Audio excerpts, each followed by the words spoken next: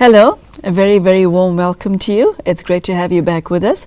As you know, we are now at chapter 18 of the Bhagavad Gita, and Sister Denise and I are going through practically every single shloka of chapter 18 so that we are able to look at what the text says and its meaning and convey that meaning to you. Sister Denise, it's great to have you back with us. Thank you for joining us. Thank you. Sister Denise, at the end of the last episode, we stopped at, I believe it's verse 35. So we are now on verse 36, and I understand that God is saying to Arjuna, let me show you how and what happiness is. And the text reads, now hear from me, Arjuna, the threefold happiness that one enjoys through practice and in which one comes to the end of suffering. So a twofold message contained in the stanza, how to create happiness and how to end suffering. Verse 37 reads, that which in the beginning is like poison, but in the end like nectar. That happiness, born from the tranquility of one's own mind, is declared to be Sattvic. So, Sister Denise, I didn't realize that Sattvic had anything to do with even past sorrow. I thought it was happiness from the beginning. But this stanza says otherwise to me. How do you interpret it? It's defining Sattvic, and it's compared with Rajasic, which is really the opposite. So, happiness is generally considered what you experience through the senses. I think what it's saying is that what is good doesn't necessarily feel good. And so it's being described as it starts off as poison and ends up as nectar. But I don't think it means that Sattvic itself starts off as poison and then turns into nectar. But it's saying that the kind of happiness which is Sattvic isn't pleasant in the initial stages as a sense impression, but it's good for you. For example, medicine that's really healing for you may be bitter to the taste, but it's really good for you. Whereas there may be something that tastes really nice to the tongue, but it's actually bad for you. We tend to focus on things that we like, and we want more of what feels good, either emotionally or even physically. What you're saying is there's a level of deception in there, isn't it? Well, exactly, and this is why it said that the senses themselves and sense perception is fundamentally deceptive. What you have to do is use your discrimination to recognize that what it feels good isn't necessarily good, and what feels bad isn't necessarily bad. So it's a difference between what it feels like and what it is. The whole advertising industry is based on this principle that people go for what feels good. And so in advertising you make something look good and then people go for it. We have this expression, don't judge a book by its cover. But the book publishing industry knows that everybody does judge a book by the cover, so they make beautiful covers, whether the contents are good or not. People tend to be anyway Rajasic or Tamasic. The teachings of the Gita are asking us to develop our power of discernment and discrimination to such a point that we do not get deceived by what is seeming or tasting or being unpleasant, because what something is not the same as what it feels like. That's mind-blowing, Sister Denise. It's extremely simple to understand, but the vast majority of the viewers listening to you right now, watching you right now, do not know this to be a fact, because it's not taught, it's not understood, and even if one becomes aware of it, it's easier to ignore it, because that which is real doesn't actually advertise itself, that which is true and real, whereas that which is fake is presented to you in your face. Well, because of us being so caught up mentally with the sense organs and the objects of sense perception, which is where the Gita began. Here we are at the end, still with the same problem, but of course we've got very fine detail about the 3 different kinds of happiness. So I think it's very, very good education for us. I want to now move on to the next shloka, which reads, that which in the beginning through contact between the senses and their objects is like nectar, and in the end like poison, that happiness is declared to be Rajasic. What is of interest here to me, Sister Denise, is that it is understood that there's still happiness to be gained, irrespective of the presence of poison. So even that which is poisonous in reality can still make somebody happy. That is a contradiction, a total contradiction. It presents itself as a contradiction, but it's so weird to think that that which is poison can make you happy. Well, let's take a look at some examples of poisonous things that make you happy. Take heroin, for example. That's a first-class example. You take a bit of heroin, it makes you feel so blissful and beautiful that the whole world becomes heaven, but it takes you to hell. You know, it's very, very deceptive. If it weren't so deceptive, people would never become addicted. Take a very beautiful person with whom you have a heavy karmic account. That beautiful person, their skin, their smell, everything, you get caught up in a beautiful amorous relationship, and lots of happiness for the first little while, but because of the karmic account, it turns around and becomes hell. You suffer a lot. But it seems very good at the time. How often do we use this expression? It seemed like a good idea at the time. Then there's the morning after to deal with. By comparing what's been spoken in the Gita with our experience in the 21st century world, especially the Western world, we see that most people are operating in very much of a Rajasic way, which means that you are going to be deceived by how you perceive the world to be. And if you act on your perceptions rather than on your discrimination power, you will be deceived. It gets worse. Verse 39 reads, that happiness which both in the beginning and afterwards deludes the self,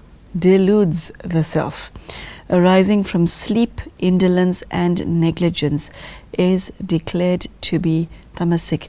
The description of the negative qualities that takes one down this karmically thorn-ridden path is very clearly enunciated in the last part of verse 39. You said earlier, Sister Denise, that a lot of people fall under the Rajasic category. I think there's scarcely a few on the planet that do not fall under the Tamasic category. And I think it's a question of we don't know that we don't know. Well, right, that's right.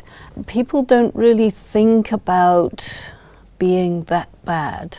If something is bad, you look for justifications and different ways of putting it, or you say, well, it really isn't that bad, or something like this.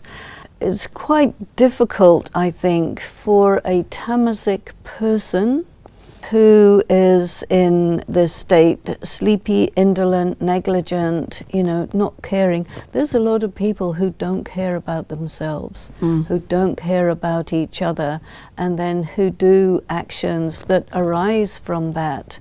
And they live a very meaningless and often quite unpleasant life. So we can maybe hardly call it happiness, but it is the third kind of happiness. Let's go to verse 40. There is no being either on earth or yet in heaven among the gods who can exist free from these three qualities born of material nature. This is a very interesting shloka because one of the things that we find in the 18th chapter is that it's not sending everybody to nirvana, it is sending people towards heaven. I think about it particularly in terms of the studies that we do in the Brahma Kumaris, where we look at the concept of Jivan Mukti, liberation in life, where we look at the idea of going from the Kali Yuga, the Iron Age, the world of hell, to the Satyuga, the world of heaven, a world where all the people are like gods and goddesses. So in this verse, it is showing that on this earth, in the material world, even the deities, the gods and goddesses, are involved in the three gunas, and of course they would be involved in sattva, the pure stage, and then as you go through the cycle, of course, you reincarnate, and then you finally arrive at the tamopradhan guna. I'd like to take you now to verse 41, which reads, "The duties of the Brahmins, the Kshatriyas, the Vaishyas, and of the Shudras, Arjuna, are distributed according to the qualities which arise from their own nature." Yeah, and this continues on from what I was saying in regard to verse 40, because it says in the Rajyoga that we practice in Brahma Kumaris that you are a Brahmin when you are practicing soul consciousness, God consciousness, all the different disciplines of purity, in the period of time that we call Purushottam Sangam Yuga, the confluence age, that is superimposed at the end of the Kali Yuga and the beginning of the Satyuga. So that's the stage of the Brahmin, who is called the twice born, the one who is the child of Brahma. And then the Kshatriya refers to deities are not assigned duty. And of course, deities don't have any duties. Deities operate automatically.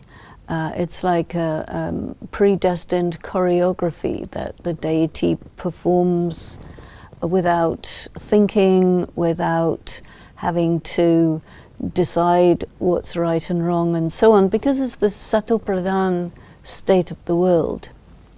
The Kshatriya is the ruler, the warrior, and in terms of the person who's in spiritual effort, the person who has to battle between right and wrong, between what they know better and what they feel inclined to do. The prakruti of a Kshatriya would be not satopradhan. It would be moving towards the rajasic. And then the Vaishya is very much rajasic. And the Shudra would be tamasic.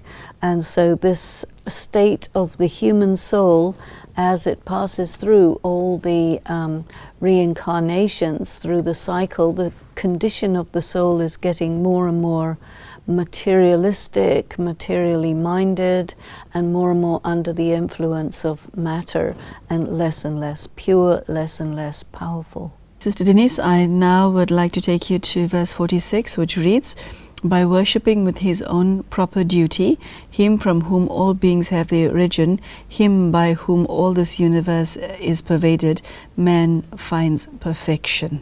Sister Denise, how does one worship within his own duty? How is duty linked to one's relationship with God?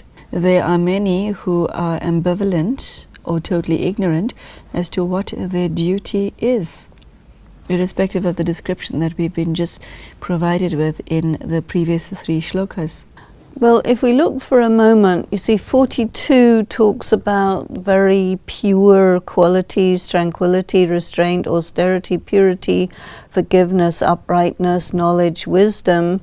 This is the characteristic of the Brahmin. So your duty, you see, we use the word dharma, which is translated as duty. So if you say the dharma also means the way you are, your nature. So if you're a Brahmin by nature, then you would have these qualities. There is a difference between a Brahmin by nature and a Brahmin caste born. You see, they may not have that nature. But here, I think we're definitely talking about the nature of a person where your nature is very pure, then you're a Brahmin, and you have these qualities. And then you move to verse 43. The nature of a Kshatriya, they're into heroism, majesty, firmness, skill, not fleeing in battle, generosity, and lordly spirit, you see. So that's the sign of a warrior type of person. And you can even look at these as different personality types. The Vaishya, this is the business person, the trader, so plowing, cow herding, trade.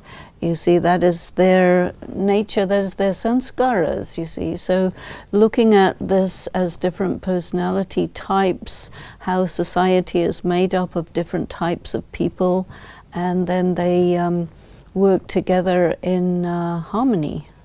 If you stick with what you are and who you are, you're doing as you should. Yes, so Denise, as I hear you discuss these shlokas, specifically the duty and the personality profiling that is contained from 42, 43, 44, etc.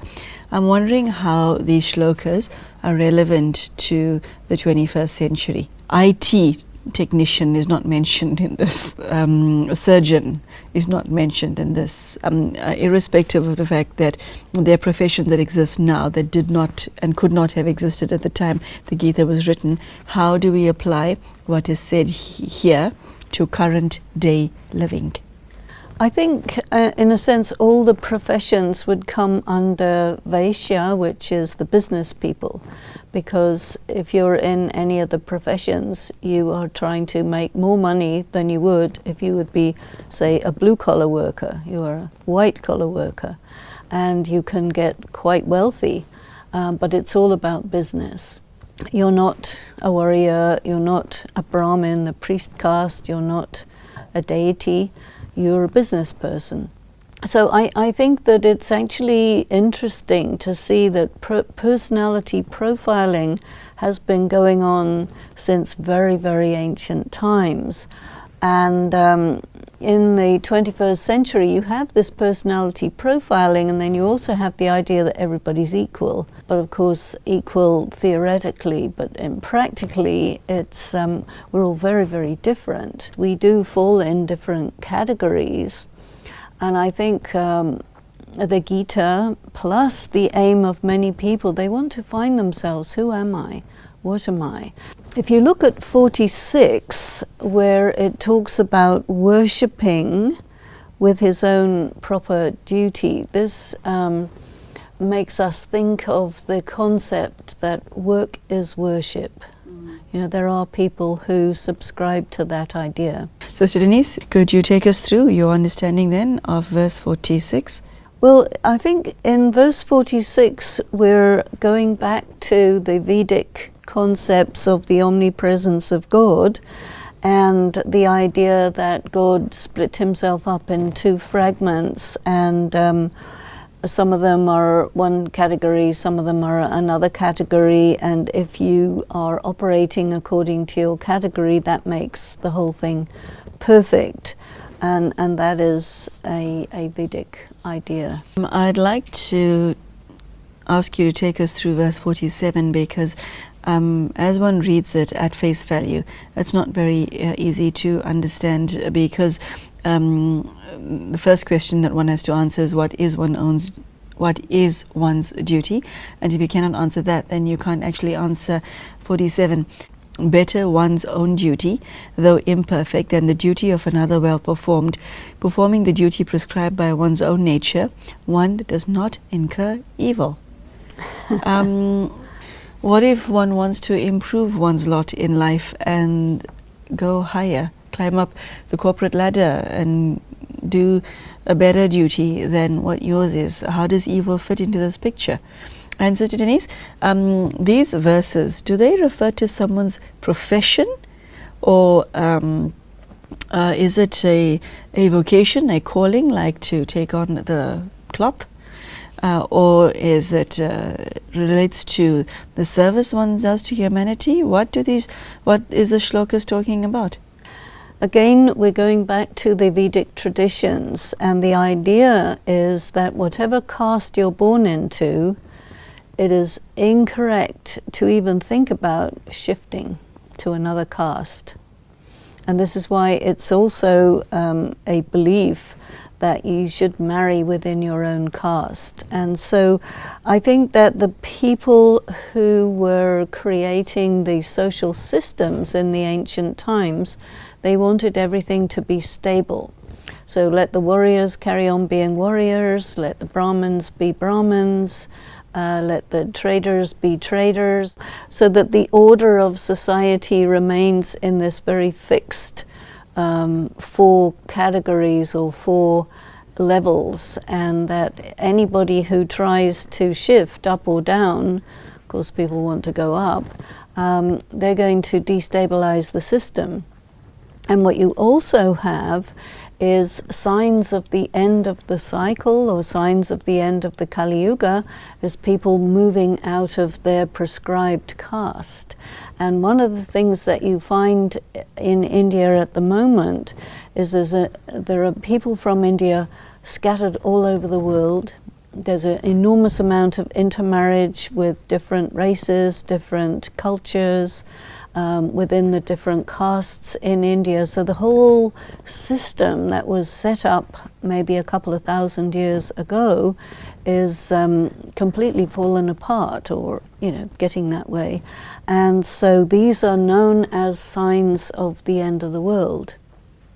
So I think that this was always known, and so to have a shloka like this saying, you will not incur evil if you stay where you are, because there is this belief that if you try shifting, it means that that's a bad sign, it's inauspicious, it's a sign of things falling apart.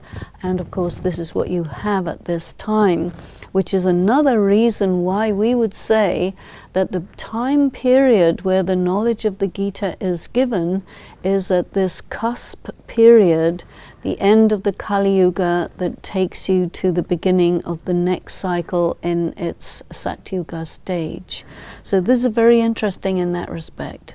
Does this particular part of the Bhagavad Gita hold any value for somebody who was born in the West and who only heard of the caste system? There is somebody in the West who has an interest in the Gita because it has so much to offer. Okay, but this caste aspect, the caste duty and caste aspect, has only any relevance for you if you have this type of mindset. Caste is unknown. If you take birth outside India, if you took birth into any of the other religions, that has nothing to do with Hinduism whatsoever. If you have no experience of Indian culture, then how do you apply this, and how does it make sense to you? It doesn't. Well, not necessarily. First of all, outside of India, though you don't have a caste system, you do have a class system. And what bugs me about this is that self-improvement is part and parcel of human nature. Okay, you find yourself born into a set of circumstances that you hate, and you want to improve yourself. Is this scripture authority for the fact that don't bother, you're doomed? This belongs to the tradition. You might want to make reference to the Manu Smriti, which is very much saying, stay where you are, don't move, But of course, if we are looking at the entire Gita from the angle of a liberal-minded, intellectual, educated Western person, you are going to take the bits that speak to you and disregard the bits that don't. And I think that if this doesn't speak to you, leave it. Okay, leave it. Yeah, I prefer to leave this. 49, we come back to the intellect. with his intellect unattached at all times, with conquered self, free from desire, by renunciation, one attains the supreme state of freedom from action. Two aspects grab my attention there: intellect unattached and conquered self. You know, there's this idea of self-mastery. I think a person who has mastered applying their mind, their intellect, their sanskaras, the different aspects of their consciousness, this is how we would need to interpret conquered self, rather than that you have subdued yourself, but you have become a master using the different attributes of your consciousness. Sister Denise, thank you so much for what you've shared. I think this brings us to the end of this episode, and we will see you in the next episode for further discussion on chapter 18. Thank you. So there you go. There are aspects in this part of the Bhagavad Gita that may not make sense to you, and aspects which may sit very deeply with you. Sister Denise has invited you to take on that which you do accept and put it into practice, and discard that which doesn't resonate with you. So I hope that message is something that you can use in your practical life. Thank you so much for joining us, and goodbye.